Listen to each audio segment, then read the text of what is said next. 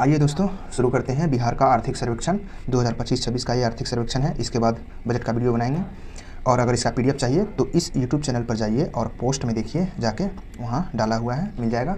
चलिए शुरू करते हैं। बिहार का पहला आर्थिक सर्वेक्षण कब पेश हुआ था पता है? 2006-07 में पेश हुआ था, जब उस समय सुशील कुमार मोदी बिहार के उप मुख्यमंत्री प्लस वित्त मंत्री थे। उन्होंने पेश किया था 2006-07 का आर्थिक सर्वेक्षण। ये 2007 में पेश हुआ था, लेकिन 2006-07 का जैसे अभी देखिए ये 2 फरवरी 2026 को अभी बिहार आर्थिक सर्वेक्षण पेश हुआ है, लेकिन ये किस वर्ष का है? तो 2025-26 का है। देखिए ये इस बार कैमा आर्थिक सर्वेक्षण है, तो इस बार यह 2026 का बिहार का 20वां आर्थिक सर्वेक्षण है और इसे 14 अध्यायों में बांटकर पेश किया गया है। बिहार के वित्त मंत्री कौन है अभी? तो विजेंद्र प्रसाद यादव हैं। बिहार का विकास दर जो है, आर्थिक वृद्धि दर कितना रहा है? 14.9% रहा है, जो राष्ट्रीय औसत दर से ज़्यादा रहा है। भारत का औसत वृद्धि दर जो है 12% था और बिहार का था 14.9%। सभी राज्यों का ये 2024 से 25 वाला है। देखिए जबकि वर्तमान मूल्यों पर बिहार का विकास दर 13.1% रहा है और राष्ट्रीय औसत इस समय भारत का वर्तमान मूल्य पर विकास दर 9.8% था, जिससे बिहार का 3.3% ज़्यादा विकास दर था वर्तमान मूल्य पर। जबकि बिहार का विकास दर, आर्थिक वृद्धि दर जो है स्थिर मूल्य पर 8.6% था। तमिलनाडु के बाद बिहार 8.6% वृद्धि करने वाला दूसरा राज्य है। वर्तमान मूल्य पर 13.2% वृद्धि करने वाला तमिलनाडु के बाद बिहार दूसरा राज्य है पूरे भारत में। सकल घरेलू उत्पाद देखें तो बिहार का जीएसडीपी स्थिर मूल्य पर अभी वर्तमान में 5.31 लाख करोड़ रुपया है स्थिर मूल्य पर, जो 8.6% की वृद्धि को दर्शाता है पिछले वर्ष की तुलना में। और वर्तमान मूल्य पर बिहार का जीएसडीपी जो है अभी 9.92 लाख करोड़ रुपये का है, जिसमें 13.1% की वृद्धि हुआ है पिछले वर्ष की तुलना में। तो स्थिर मूल्य पर बिहार के जीडीपी 5.31 लाख करोड़ रुपया, 8.6% की वृद्धि, और वर्तमान मूल्य पर 9.92 लाख करोड़ का बिहार का जीएसडीपी है, जो 13.1% की वृद्धि को दर्शाता है। बिहार का प्रति व्यक्ति आय देखें तो बिहार का प्रति व्यक्ति आय वर्तमान मूल्य पर 76,490 रुपया है, जिसमें 11% लगभग 11.5% की वृद्धि हुआ है पिछले वर्ष की तुलना में। जबकि 40,973 रुपया स्थिर मूल्य पर बिहार का प्रति व्यक्ति आय है पर कैपिटा इनकम, जिसमें 7.1% की वृद्धि हुआ है स्थिर मूल्य पर प्रति व्यक्ति आय में। और दोगुना करना है कब तक? बिहार सरकार का लक्ष्य है 2030 तक बिहार की प्रति व्यक्ति आय को दोगुना किया जाए। तो बिहार का प्रति व्यक्ति आय 40,973 रुपया स्थिर मूल्य पर और वर्तमान मूल्य पर 76,490 रुपया सभी राज्यों में सबसे नीचे है बिहार। अब देखें बिहार का वृद्धि दर क्षेत्र वाइज। जैसे प्राथमिक क्षेत्र में बिहार का वृद्धि दर जो है स्थिर मूल्य पर जो था यह 4.1% था और वर्तमान मूल्य पर यह 9.6% था। बिहार के द्वितीयक क्षेत्र में जो है स्थिर मूल्य पर वृद्धि दर 11.1% था और वर्तमान मूल्य पर यह 15.5% था। जबकि बिहार का वृद्धि दर तृतीयक क्षेत्र का वृद्धि दर 8.9% था ये स्थिर मूल्य पर, और यह वर्तमान मूल्य पर 13.5% था। तो ओवरऑल देखा जाए तो सबसे अधिक वृद्धि दर किसका रहा है? तो द्वितीयक क्षेत्र का रहा है। देखिए स्थिर मूल्य पर भी ज़्यादा रहा है और वर्तमान मूल्य पर भी ज़्यादा रहा है। और सबसे कम किसका रहा है? तो प्राथमिक क्षेत्र का वृद्धि दर सबसे कम रहा है। नेक्स्ट है अर्थव्यवस्थाओं में योगदान देखें तो बिहार के प्राथमिक क्षेत्र द्वितीयक क्षेत्र का योगदान जो है बिहार की अर्थव्यवस्था में 18.3% प्राथमिक क्षेत्र का योगदान है, जबकि द्वितीयक क्षेत्र का योगदान जो है 26.8% है और तृतीयक क्षेत्र का योगदान बिहार के इकोनॉमिक्स में 54.8% है। जबकि रोजगार में देखें तो प्राथमिक क्षेत्र की हिस्सेदारी 54% है, जबकि जीएसडीपी में उसका योगदान 18.3% था और द्वितीयक क्षेत्र का रोजगार क्षेत्र में हिस्सेदारी 24% है, जबकि 26.8% जीएसडीपी में हिस्सा था। तृतीयक क्षेत्र का रोजगार में हिस्सेदारी बिहार की अर्थव्यवस्था में 22% है। रोजगार में हिस्सेदारी सबसे कम अभी तृतीयक क्षेत्र का है बिहार के रोजगार में हिस्सेदारी। जो बढ़ेगा तो बिहार की आर्थिक व्यवस्था भी बढ़ेगी। जबकि विनिर्माण क्षेत्र में हिस्सेदारी कितना है? 9% है और निर्माण क्षेत्र में जीएसडीपी में हिस्सेदारी कितना है? तो 15% हिस्सेदारी है। ये निर्माण क्षेत्र और विनिर्माण क्षेत्र दोनों द्वितीयक क्षेत्र में आते हैं। नेक्स्ट है वर्तमान मूल्य पर यानी कि 2024-25 के लिए शुद्ध राज्य घरेलू उत्पाद का अनुमान 8,99,020 करोड़ रुपये का लगाया गया है, जबकि स्थिर मूल्य पर 2011-12 में यह 4,71,322 करोड़ रुपये था। तो बिहार का वर्तमान मूल्य पर 2024-25 के लिए शुद्ध राज्य घरेलू उत्पाद जो है 8,99,000 करोड़ रुपया था और यह स्थिर मूल्य पर 4,71,322 करोड़ रुपए था। देखिए अब बिहार के सबसे समृद्ध जिले यानी कि धनबाद जिला सबसे अधिक प्रति व्यक्ति आय पटना का सबसे समृद्ध जिला, दूसरा बेगूसराय का है और तीसरा मुंगेर है। बिहार का सबसे अधिक समृद्ध जिला कौन सा है? पटना। 1,31,000 इसका है प्रति व्यक्ति आय, जबकि बेगूसराय का 61,500 है और 54,400 मुंगेर का है। और सबसे कम समृद्ध जिला जो है शिवहर है, जिसकी क्षेत्रफल भी सबसे कम है, तो इसकी प्रति व्यक्ति आय भी सबसे कम है, 18,980 रुपया है शिवहर का प्रति व्यक्ति आय सबसे कम। दूसरा अररिया का है 19,795 रुपया और सीतामढ़ी का है 21,448 रुपया है। तो सबसे अधिक समृद्ध जिला कौन है? तो पटना है और सबसे कम शिवहर है। शिवहर जो है पटना से 6 गुना कम है उसकी प्रति व्यक्ति आय। तो पटना, बेगूसराय, मुंगेर और अंत में शिवहर, अररिया, सीतामढ़ी। नेक्स्ट है राजस्व प्राप्तियां। राज्य सरकार की यानी कि बिहार की राजस्व प्राप्तियां 2,18,658 करोड़ होता है, जो कुल जीएसडीपी का मात्र 22% है। जबकि पूंजीगत प्राप्ति होता है बिहार को 66,165 करोड़ रुपया, जो जीएसडीपी का 6.7% प्राप्त होता है। और देखें तो बिहार सरकार का खर्च जो है 2024-25 के अनुसार ये रहा था, राजस्व खर्च रहा था 2,19,015 करोड़ रुपया रहा था और पूंजीगत खर्च रहा था 62,924 करोड़ रुपया रहा था। अगर देखे जाए कुल खर्च में सब जो ये राजस्व खर्च का हिस्सेदारी था 77.7% था और ये पूंजीगत खर्च की हिस्सेदारी था 22.3% था।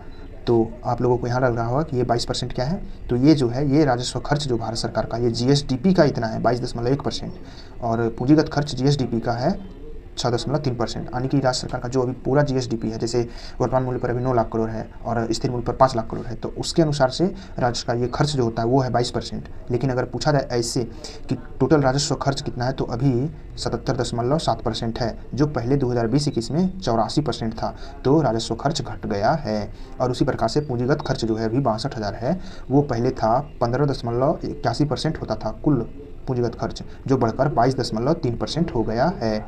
तो अधिकतर यही पूछा जाता है, लेकिन कभी कभी ये जीएसडीपी वाला पूछ देता है, तो लगता है कि हम लोगों ने पढ़ा था ये वाला और आ गया है ये जीएसडीपी वाला, तो इसलिए इसको भी हम नोट कर लिए हैं। तो समझ में आ गया। अगर पूछा जाए कुल खर्च इस बार राजस्व खर्च ज़्यादा हो रहा है या पूंजीगत खर्च, तो राजस्व खर्च ज़्यादा हो रहा है 77.7% और पूंजीगत खर्च हो रहा है 22.3%। पूंजीगत खर्च बढ़ा है और राजस्व खर्च घटा है। कुल खर्च हुआ था 2,81,339 करोड़ रुपया। इसको कह सकते हैं 2,82,000 करोड़ रुपए खर्च हुआ था, जो जीएसडीपी का 28.4% है मात्र। कुल खर्च जो हुआ था 2024-25 में जीएसडीपी का 28.4% था। देखिए राजस्व कोष से घाटा जो है राज्य सरकार का यह 41,223 करोड़ रुपये था, जो जीएसडीपी का 4.2% था। राजकोष से घाटा 4.2% था, 41,223 करोड़ था। उसी प्रकार से प्राथमिक घाटा 21,544 करोड़ था, जो जीएसडीपी का 2.2% था और राजस्व घाटा 357 करोड़ रुपया रहा। राजकोषीय घाटा क्या होता है और राजस्व घाटा क्या होता है, अगर इसे समझना है तो देखिए राजकोषीय घाटा जो होता है राज्य सरकार की कुल जो राजस्व प्राप्त होता है और उसकी तुलना में जो खर्च ज़्यादा हो जाता है तो उसे कहते हैं राजकोषीय घाटा। यानी कि 41,222 करोड़ सरकार को उधार लेकर सरकार चलाया होगा। और प्राथमिक घाटा क्या होता है, तो प्राथमिक घाटा में जब राजकोषीय घाटा में ब्याज को घटा देते हैं तो प्राथमिक घाटा निकलता है, जो जीएसडीपी का 2.2% था, 21,544 करोड़ था। और राजस्व घाटा 357 करोड़ था। राजस्व घाटा क्या होता है, कुल राजस्व प्राप्ति की तुलना में कुल राजस्व खर्च का अंतर देखा जाता है, तो उसे राजस्व घाटा कहा जाता है। नेक्स्ट है देखें खपत में कौन सा जिला कितना स्थान पर है। देखिए पेट्रोल खपत सबसे अधिक कौन करता है, तो पटना करता है, दूसरा मुजफ्फरपुर करता है और तीसरा अपना पूर्णिया करता है। कटिहार का बगल का पड़ोसी पूर्णिया है। और अंतिम पेट्रोल सबसे कम खर्च करता है लखीसराय और दूसरा बांका और तीसरा शिवहर। और जबकि डीजल का सबसे अधिक खर्च कौन करता है, तो पटना करता है और दूसरा शेखपुरा करता है। डीजल खपत तीसरा स्थान पर औरंगाबाद है। जबकि डीजल सबसे कम खर्च कौन करता है, तो शिवहर, वही शिवहर जिसका क्षेत्रफल सबसे कम है, और दूसरा सिवान है और तीसरा कैमूर है, जो डीजल सबसे कम खपत करता है। और जबकि रसोई गैस सबसे अधिक रसोई गैस जो खर्च करता है वो पटना करता है 1 नंबर पर, दूसरा बेगूसराय खर्च करता है और तीसरा गोपालगंज खर्च करता है रसोई गैस। जबकि सबसे कम रसोई गैस अररिया खत्म करता है, जो कि किशनगंज का सटा हुआ जिला है, और दूसरा बांका और तीसरा मधेपुरा है, जो सबसे कम रसोई गैस खर्च करता है अररिया। तो ओवरऑल देखा जाए तो सबसे अधिक पेट्रोल खर्च करने वाला जिला पटना, डीजल में भी पटना और रसोई गैस में भी पटना सबसे अधिक खर्च करता है। लेकिन पेट्रोल में सबसे कम खर्च कर रहा है लखीसराय, दूसरा बांका है। और जबकि डीजल सबसे कम खर्च कर रहा है शिवहर, जो क्षेत्रफल में सबसे कम है, शिवहर और सिवान। जबकि रसोई गैस सबसे कम खर्च कर रहा है अररिया। तो तीनों अलग अलग हैं। नेक्स्ट है केंद्र से राजस्व प्राप्ति जो हुआ है बिहार को कितना मिला था 2024-25 में राजस्व मिला था बिहार को केंद्र से 1,59,298 करोड़ मिला था, जिसमें कर में हिस्सा था बिहार राज्य का 1,29,435 करोड़ था और उसे सहायता अनुदान मिला था ऊपर से केंद्र सरकार से 29,863 करोड़ मिला था। और बिहार का अपना राजस्व जो स्रोत होता है राजस्व से आय में होता है वो था 59,360 रुपया। तो कुल मिलाकर 1,59,000 मिला था किससे केंद्र सरकार से, सहायता मिला था 29,000, इसको याद रखना है 29,863 रुपया सहायता अनुदान मिला था। नेक्स्ट है राजस्व खर्च का हिस्सा। तो बिहार सरकार सबसे अधिक राजस्व खर्च किस पर करती है तो सामाजिक सेवाओं पर करती है, 46% करती है। दूसरा बिहार सरकार राजस्व खर्च करती है किस पर, सामान्य सेवा पर करती है 32% करती है। और तीसरा आर्थिक सेवाओं पर खर्च करती है 22%। सबसे अधिक सामाजिक सेवा पर खर्च करती है बिहार सरकार 46%, फिर सामान्य सेवा पर 32% और आर्थिक सेवा पर करती है 22%। नेक्स्ट है सरकार पर कुल ऋण मार्च 2025 तक कितना था जीएसडीपी का 37.7% था, जिसमें लोक ऋण की हिस्सेदारी 84.6% थी। तो बिहार पर कुल ऋण कितना था मार्च 2025 तक 37.7%। नेक्स्ट है अब देखें कृषि संबंधी फैक्ट है। बिहार में कुल कृषि बोया गया क्षेत्र जो है, बोने योग्य क्षेत्र जो है यह 8,207.27 हेक्टेयर है। मतलब जो है जिसमें कृषि हो सकता है, कृषि योग्य क्षेत्र है बिहार में 8,207.27 हज़ार हेक्टेयर है। और इसमें शुद्ध बुआई किया गया था 5,411.9 हेक्टेयर में किया गया था, हज़ार हेक्टेयर में, यानी कि 5,412 हेक्टेयर हज़ार हेक्टेयर में किया गया था, जबकि 8,000 है। और इस प्रकार राज्य का कुल देखें उत्पादन जो है कुल बुआई क्षेत्र में कुल उत्पादन रहा है 99% हिस्सा केवल 3 फसलों का ही रहा है, जिसमें चावल प्रथम स्थान पर, दूसरा गेहूं है और तीसरा मक्का है। तो कुल उत्पादन का 99% 3 फसलों में आता है। चावल 40.7% के साथ प्रथम स्थान पर, दूसरा 32% के साथ गेहूँ और मक्का जो है 27% के साथ तीसरे स्थान पर है। अगर वृद्धि देखा जाए फसलों के उत्पादन में सबसे अधिक मक्का वृद्धि किया है 12.6% का, फिर गेहूं वृद्धि किया है 7.1% का और चावल वृद्धि किया है 4.3% का। सबसे अधिक मक्का वृद्धि किया है फसल उत्पादन में 12.6% का। अगर देखा जाए उत्पादन में चावल उत्पादन में रोहतास 1 नंबर पर है और उत्पादकता में भी रोहतास प्रथम स्थान पर आता है बिहार में। यह कुल उत्पादन का 7.2% हिस्सेदारी रखता है बिहार में चावल उत्पादन में, जबकि गेहूं उत्पादन में भी रोहतास आगे है और उत्पादकता में गेहूं बेगूसराय आ जाता है प्रथम स्थान पर। गेहूं उत्पादकता में कौन सा जिला आगे है, बेगूसराय आगे है। मक्का उत्पादन में देखा जाए तो पूर्णिया 1 नंबर पर है, दूसरा अररिया है, तीसरा अपना कटिहार है और चौथा बेगूसराय, 5वां समस्तीपुर है। इस प्रकार कुल मिलाकर 58% मात्र ये 5 राज्य ही उत्पादित कर देते हैं मक्का। तो मक्के उत्पादन का कुल 58% 5 राज्य, प्रथम स्थान पर पूर्णिया मक्का उत्पादन, दूसरा अररिया और तीसरा कटिहार है। नेक्स्ट है विभिन्न फसलों की पट्टी। बिहार राज्य में फसलों की पट्टी पाई जाती है, जैसे मुजफ्फरपुर, वैशाली और समस्तीपुर में लीची और सब्जी की पट्टी है। लीची और सब्जी की पट्टी मुजफ्फरपुर, वैशाली, समस्तीपुर में, जबकि भागलपुर, मुंगेर और बांका में जो है आम और केला की पट्टी पाया जाता है। नालंदा और पटना, वैशाली में सब्जी की पट्टी है, जबकि मिथिला, कोसी क्षेत्र, मखाना की पट्टी है। तो सब्जी और लीची की पट्टी मुजफ्फरपुर, वैशाली, समस्तीपुर और आम और केला की पट्टी भागलपुर, मुंगेर, बांका। सब्जी की पट्टी नालंदा, पटना, वैशाली, मिथिला, कोसी क्षेत्र, मखाना की पट्टी में आता है। उस प्रकार से देखें तो बिहार में शहद उत्पादन में बिहार का स्थान कितना है देश भर में, तो बिहार शहद उत्पादन में पूरे देश में चौथे स्थान पर है, जबकि यह 12.3% की हिस्सेदारी रखता है शहद उत्पादन में। मशरूम उत्पादन में बिहार प्रथम स्थान पर है, मक्का उत्पादन में बिहार तीसरा स्थान पर है और चावल गेहूँ उत्पादन दोनों में बिहार 6ठा स्थान पर है। नेक्स्ट है राज्य में फल प्लस सब्जी उत्पादन में 2 उत्कृष्टता केंद्र भी हैं। कौन कौन सा, फल और सब्जी उत्पादन के 2 उत्कृष्टता केंद्र कहाँ कहाँ है, वैशाली के देसारी में है और एक नालंदा के चंडी में है। सब्जी और फल उत्पादन का उत्कृष्टता केंद्र हैं ये दोनों। नेक्स्ट है मछली उत्पादन देखा जाए 2024-25 में कुल 960,000 टन मछली उत्पादन हुआ था बिहार में और इस प्रकार से बिहार का मधुबनी जिला जो है सबसे अधिक मछली उत्पादन करता है, दूसरा पश्चिम चंपारण और तीसरा दरभंगा है। तो ऐसे पूछा जा सकता है मछली उत्पादन के 3 जिले, मधुबनी, दूसरा पश्चिम चंपारण और तीसरा दरभंगा। कुल मछली उत्पादन 960,000 टन हुआ था, जबकि दूध उत्पादन में वृद्धि 4.2% हुआ है, अंडा उत्पादन में वृद्धि 10% हुआ है और मछली उत्पादन में 9.9% वृद्धि हुआ है। दूध उत्पादन में कम हुआ है, सबसे अधिक अंडा उत्पादन में वृद्धि हुआ है, 10% हुआ है। राज्य में नोट है देखिए, राज्य में कृषि में बिजली खपत जो होता था 2020-21 में 5.3% होता था, जो 2024-25 में बढ़कर 14.9% हो गया है, मतलब 15% हो गया है। कृषि में बिजली खपत बढ़ गया है, 5.3 से बढ़कर 15% हो गया है। नेक्स्ट है बिहार में लघु प्लस सीमांत किसान कितने हैं, 96.7% हैं, जो कुल कार्यशील भू क्षेत्र का 76% हिस्से पर खेती करते हैं, जबकि मझले प्लस बड़े किसान कितना 24% हैं, 24% खेती करते हैं हिस्से पर, जबकि उनकी हिस्सेदारी कितनी जनसंख्या 3.3% है। तो बिहार में लघु और सीमांत किसानों की जनसंख्या कितना है 96.7%, बच गए 3.3% मझले और बड़े किसान हैं। ये जो लघु और सीमांत किसान हैं सबसे अधिक भूमि क्षेत्र पर करते हैं कृषि, 76% पर यही करते हैं कृषि, बाकी 24% पर बड़े किसान और मझले किसान करते हैं।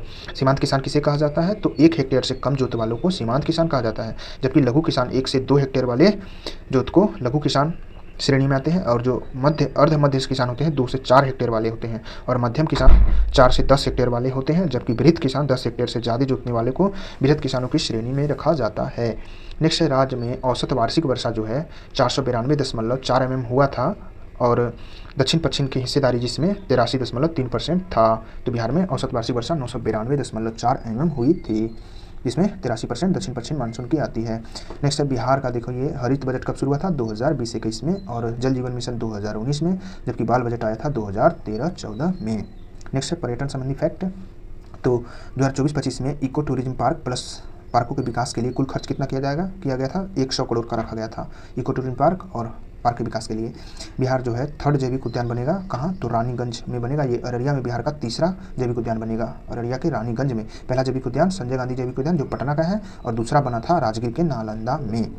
नेक्स्ट है मत्स्यगंधा झील कहाँ है, तो ये सहरसा में है। पर्यटन के लिए इसे भी विकसित किया गया है मत्स्यगंधा झील सहरसा में। लव कुश इको टूरिज्म पार्क ये कहाँ है, तो ये वाल्मीकि नगर में है, नाम से ही पता चल रहा है। और तख्त श्री हरमंदिर साहिब पटना ये भी विकसित हो चुका है, ये आया था 70 BPSC में। नेक्स्ट है आर्थिक स्थिति देखें बिहार की आर्थिक संबंधी डाटा में, तो बिहार में बेरोजगारी दर जो है कितना रहा है, ग्रामीण क्षेत्र में 2.3% रहा है, जिसमें 3.3% पुरुष बेरोजगार थे, और महिला बेरोजगारी दर शहरों ग्रामीण में 0.9% था, जबकि बिहार के शहरी बेरोजगारी दर बिहार में 7.3% था, जिसमें पुरुष 6.9% बेरोजगार, महिला जो थे 9.1% बेरोजगार थे। तो कह सकते हैं बिहार में बेरोजगारी दर ग्रामीण से ज़्यादा किस में है, शहरों में बेरोजगारी दर ज़्यादा पाई जाती है। 7.3% शहरी बेरोजगारी दर, और ग्रामीण बेरोजगारी दर 2.6% था। बिहार में अगर देखा जाए तो पुरुष बेरोजगारी ग्रामीण में अधिक पाई जाती है, और महिला बेरोजगारी कम पाई जाती है 0.9%, क्योंकि पुरुष शहरों की ओर चले जाते हैं रोजगार के लिए, जबकि महिलाएं ग्रामीण में ही रहती हैं, तो वे खेतीबाड़ी करती हैं, तो ग्रामीण में उनकी बेरोजगारी दर कम होती है, और शहरों में पुरुष बेरोजगार कम होते हैं। 6.9% बिहार की बेरोजगार है देखिए, और महिला बेरोजगारी दर 9.1% है शहर में, तो शहर में महिला बेरोजगारी दर अधिक पाई जाती है। उसी प्रकार से मुद्रास्फीति देखें तो बिहार में मुद्रास्फीति -0.5% था, जो ग्रामीण में 0.8% था। बिहार का मुद्रास्फीति दर यानी कि महंगाई दर -8% था, 0.8% ग्रामीण में कम था, और शहरी में +0.8% मुद्रास्फीति था। वहीं भारत में देखें मुद्रास्फीति दर 1.4% था, जिसमें ग्रामीण 1.1% था, और शहरों में 1.8% मुद्रास्फीति की दर था। भारत में 1.4% था। नेक्स्ट है वार्षिक औद्योगिक सर्वेक्षण के अनुसार बिहार में कारखानों की कुल संख्या पता है 3386 कारखाने थे, जिसमें चालू हालत में मात्र 2692 हैं। तो देश के कुल कारखानों में बिहार की हिस्सेदारी कितना, मात्र 1.3% है, यानी कि 3386 कारखाने थे, 1.3% कारखाने, जिसमें 2692 कारखाने चालू अवस्था में थे। नेक्स्ट है राज्य का ऋण जमा अनुपात 53.5% है, जो राष्ट्र औसत से कम है, यानी कि भारत का ऋण जमा अनुपात कितना है 80.1%, जबकि बिहार का ऋण जमा अनुपात 53.5% है। नेक्स्ट है श्रमिकों का वितरण। राज्य में श्रमिकों का वितरण देखिए बिहार में प्राथमिक क्षेत्र में श्रमिकों का वितरण कितना है 53.2% है, और जिसमें पुरुष श्रमिक हैं 43% और महिला श्रमिक ज़्यादा हैं 81% है महिला श्रमिक।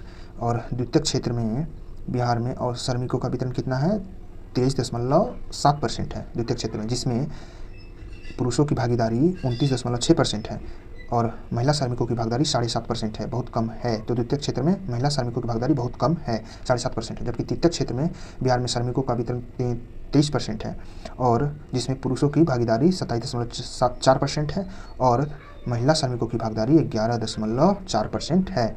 तो सबसे अधिक महिला श्रमिकों की भागीदारी किसमें है, प्राथमिक क्षेत्र में है। और बिहार का ओवरऑल कितना है श्रमिकों की भागीदारी, प्राथमिक में 53%, द्वितीयक में है 23.7% और तृतीयक में 23% है। पुरुषों की भागीदारी सबसे अधिक किसमें है, तो प्राथमिक क्षेत्र में ही है लगभग 43%, द्वितीयक में 29% और तृतीयक में 27%। महिला की प्राथमिक क्षेत्र में भागीदारी 81% और 7.5% द्वितीयक में, और तृतीयक में है 11.4%। वहीं भारत की देखें तो भारत के प्राथमिक क्षेत्र में श्रमिकों की भागीदारी 43.5% है, और द्वितीयक क्षेत्र में श्रमिकों की भागीदारी 24.9 लगभग 25% है, जबकि तृतीयक क्षेत्र में भारत में श्रमिकों की भागीदारी 31.6% है। तो भारत में भी प्राथमिक क्षेत्रों में महिला श्रमिकों की भागीदारी ज़्यादा है, 60.6% है। वहीं द्वितीयक क्षेत्र में महिला श्रमिकों की भागीदारी 16.2% है और तृतीयक क्षेत्र में महिला श्रमिकों की भागीदारी 23%। उसी प्रकार से पुरुषों की 35.5% है प्राथमिक क्षेत्र में भागीदारी, द्वितीयक क्षेत्र में 28.9% है और 35.6% द्वितीयक क्षेत्र में भी भागीदारी है। तो पुरुषों की प्राथमिक और तृतीयक क्षेत्र में भागीदारी ज़्यादा है और महिलाओं की प्राथमिक क्षेत्र में ज़्यादा भागीदारी है और तृतीयक क्षेत्र में, द्वितीयक में कम है। नेक्स्ट है 2025-26 में कुल 4,353 निवेश प्रस्ताव प्राप्त हुआ था, जिनमें से प्रस्तावित निवेश की राशि जो है 1,11,000 करोड़ का है। तो 2025-26 में कितना निवेश प्रस्ताव आया था? 4353 निवेश प्रस्ताव, जिसमें राशि 1.11 लाख करोड़ जुटने का प्रस्ताव है। नेक्स्ट है बिहार में बैंकिंग नेटवर्क की स्थिति देखा जाए तो बिहार में बैंकिंग नेटवर्क 8304 शाखाएं थी। बिहार में 8304 शाखाएं हैं बैंकों की। तो सबसे अधिक कौन सी बैंक का शाखा है? सार्वजनिक क्षेत्र के बैंकों की शाखा है, 49% है।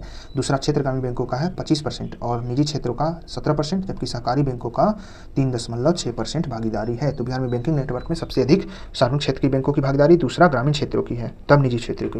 नेक्स्ट है परिवहन। राज्य में परिवहन की स्थिति देखें तो देश के कुल सड़क नेटवर्क में बिहार की हिस्सेदारी कितना है? मात्र 5.5% है कुल सड़क नेटवर्क में बिहार की हिस्सेदारी, जबकि NH में बिहार की हिस्सेदारी 4.2% है, उसमें तो और कम है। 4.2% NHO में बिहार की हिस्सेदारी है।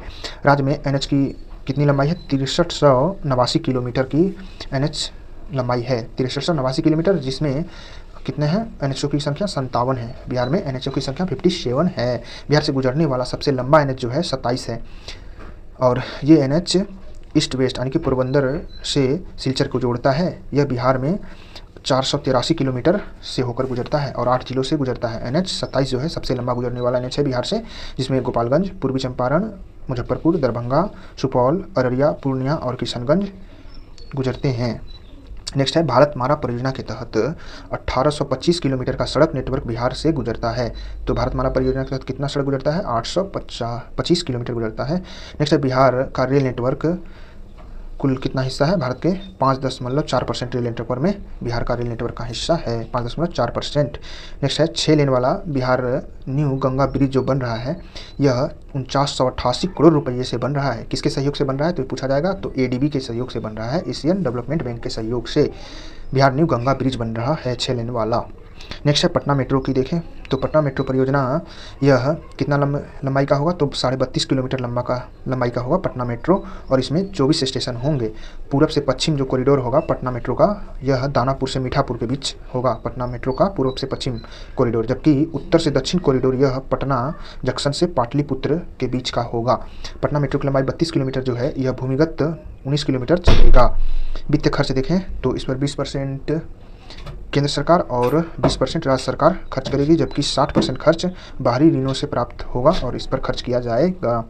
उस प्रकार है ऊर्जा संबंधी देखें तो बिहार में ईंधन की ऊर्जा की क्या स्थिति है? तो बिहार की कुल उत्पादित क्षमता जो है विद्युत यह 11,764 मेगावाट है।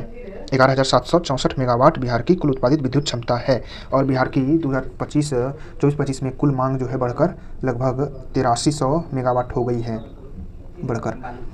और बिहार का ताप्य इसमें कुल ताप्य क्षेत्र की हिस्सेदारी है 66% और सौर क्षेत्र की सौर ऊर्जा की हिस्सेदारी है 16%, जबकि जल विद्युत ऊर्जा की हिस्सेदारी है 12% और पवन ऊर्जा की हिस्सेदारी 6% और बायोमास की हिस्सेदारी मात्र 0.004% है। जबकि बिहार का प्रति व्यक्ति विद्युत खपत जो है 374 किलोवाट हो गया है। प्रति व्यक्ति बिजली खपत 374 किलोवाट हो गया है। तो बिहार का उत्पादित क्षमता 11,764 मेगावाट, जिसमें 8300 मेगावाट लगभग चरम मांग हो गया है और ताप्य क्षेत्र की हिस्सेदारी 66%, सौर ऊर्जा की 16%, जल विद्युत ऊर्जा की 12% और 6% पवन ऊर्जा की है। सबसे अधिक ताप्य का था तब सौर का तब जल विद्युत वाला। बिहार की प्रमुख ताप विद्युत केंद्र देखा जाए तो कहाँ कहाँ है ताप विद्युत केंद्र? जैसे बरौनी है, ये बेगूसराय में है, नवीनगर औरंगाबाद का ताप विद्युत केंद्र और कांटी मुजफ्फरपुर ताप विद्युत केंद्र और पीरपैंती भागलपुर, ये बिहार के प्रमुख ताप विद्युत केंद्र हैं। नेक्स्ट है अति लघु प्लस लघु जल विद्युत परियोजनाएं जो हैं स्थापित हैं बिहार में कौन कौन से, और इनकी क्षमता 54 मेगावाट की है, 54.3 मेगावाट की है। इसमें आ सकता है कि ये कौन सी परियोजना कहाँ है, जैसे कोसी जल विद्युत परियोजना कहाँ है, तो ये सुपौल में है, कोसी जल विद्युत परियोजना। पूर्वी गंडक परियोजना कहाँ है, ये पश्चिम चंपारण में है। जबकि सोन पश्चिम नहर परियोजना कहाँ, रोहतास में है। सोन नहर का पूर्वी नहर परियोजना कहाँ, तो औरंगाबाद में है। जबकि त्रिवेणी लिंक नहर परियोजना कहाँ है, पश्चिम चंपारण में है। ढेलाबाग, नसारीगंज, सेवारी, जयनगर और सिरखिंडा परियोजना कहाँ है, तो ये सभी रोहतास में हैं। ढेलाबाग, नसरीगंज, सेवारी, जयनगर और सिरखिंडी परियोजना रोहतास में है। उसी प्रकार से अगनूर, बेलासर, अरवल परियोजना कहाँ है, अगनूर, बेलसार, अलवर परियोजना भी अरवल में ही है। इस प्रकार से कुल 11-12 अभी निर्माणाधीन परियोजनाएं भी चल रही हैं। ये हैं जिनकी 9 मेगावाट क्षमता है। जैसे बलिदाद परियोजना कहाँ, तो अरवल में है। राजपुर परियोजना कहाँ, राजापुर सुपौल में। जबकि अमेठी, नटवार, पहरमा, रायपुर परियोजना रोहतास में चल रहा है जो निर्माणाधीन है। जबकि बड़वाल और मठौली परियोजना पश्चिम चंपारण का है। देहरा, सिपहा और तेजपुर परियोजना औरंगाबाद का है। तो इसमें से कोई भी आ सकता है, जैसे अमेठी, नटवार, पहरमा, रायपुर रोहतास का, बलिदाद अरवल का, राजापुर सुपौल का, देहरा, सिपहा, तेजपुर औरंगाबाद का। नेक्स्ट है शहरीकरण की स्थिति बिहार में। आर्थिक सर्वेक्षण के अनुसार बिहार की शहरीकरण जो है बढ़कर 15.3% हो गया है, जो 2011 में 11.3% था। उस प्रकार से भारत का शहरीकरण 36.1% हो गया है, जो 2011 में 31.2% था। नगरों की संख्या देखें तो बिहार में कुल नगर निकाय 264 हो गए हैं, जिनमें नगर निगम 19 है और नगर परिषद 89, जबकि नगर पंचायत 156 हो गए हैं। और स्मार्ट सिटी मिशन के तहत बिहार के 4 शहरों का चयन किया गया है। स्मार्ट सिटी मिशन के तहत 4 शहरों में पटना है, दूसरा भागलपुर है, तीसरा बिहार शरीफ है। बिहार शरीफ कहाँ है, तो नालंदा जिला का ये जिला मुख्यालय है। और चौथा मुजफ्फरपुर है। स्मार्ट सिटी के तहत पटना, भागलपुर, बिहार शरीफ, मुजफ्फरपुर शहरों को विकसित किया जाएगा। अब देखें जनसंख्या संबंधी आंकड़े। तो आर्थिक सर्वेक्षण के अनुसार 2011 से 36 तक बिहार में जो है महिलाओं की आबादी बढ़ेगी। इसमें अनुमान लगाया गया है 2011 में बिहार में महिलाओं की आबादी 47.8% थी, जो बढ़कर 36 में 48.3% हो जाएगी। मालूम ही 1% का वृद्धि होगा। जबकि पुरुषों की आबादी इसी दौरान घट जाएगी। 2011 से 36 तक पुरुषों की आबादी घटने वाली है। 2011 में यह 52.2% थी, जो 36 तक घटकर 51.7% हो जाएगी। और 2011 से 15 के बीच राज्य की कुल जनसंख्या वृद्धि दर 18.5% थी, जो 2021 से 25 के दौरान घटकर 14.4% हो गई है। तो 11 से 15 के बीच जनसंख्या वृद्धि दर बिहार की 18.5% थी, लेकिन 20 से 25 में घटकर 14.4% हो गई है, क्योंकि बिहार का प्रजनन दर भी घट चुका है। 3.4 था, जो घटकर 3% हो गया है प्रजनन दर। बिहार की जीवन प्रत्याशा देखें तो महिलाओं की जीवन प्रत्याशा 69.7 वर्ष है। इसमें 1.7% की वृद्धि हुआ है। जबकि पुरुषों का जीवन प्रत्याशा 68.9 वर्ष, इसे 69 वर्ष कह सकते हैं, जिसमें 1.6% की वृद्धि हुआ है। तो बिहार में पुरुषों की जीवन प्रत्याशा कम है, यानी कि पुरुष कम समय तक जीते हैं, जबकि महिलाएं थोड़ा ज़्यादा जीती हैं। बिहार का औसत जीवन प्रत्याशा 69.3% है। वहीं भारत की जीवन प्रत्याशा 70.3% है। जबकि महिलाओं का देखें भारत में जीवन प्रत्याशा 72.5 वर्ष से ज़्यादा है, जबकि पुरुषों का जीवन प्रत्याशा 68.5 वर्ष है। जबकि बिहार और भारत दोनों में पुरुषों का जीवन प्रत्याशा कम रहा है। बिहार का शिशु मृत्यु दर कितना हो गया है, तो 23 हो गया है। पहले कितना था, यह 35 था। शिशु मृत्यु दर प्रति 1000 जीवित बच्चों पर देखा जाता है। और मातृ मृत्यु दर भी घट गया है, शायद 93 के 100 के आसपास है। नेक्स्ट है ई कोर्ट पहल।